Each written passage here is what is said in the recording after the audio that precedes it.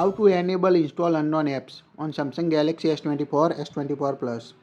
Open the app drawer on your device. Tap the settings app. Now scroll down up to apps.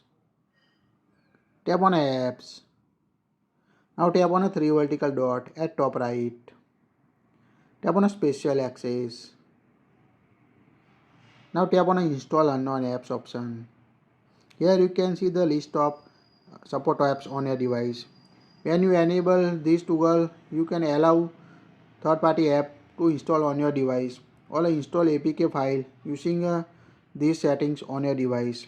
Just toggle on it and allow all the permission on your device to download and install the third-party apps on your Samsung Galaxy S24, S24 device.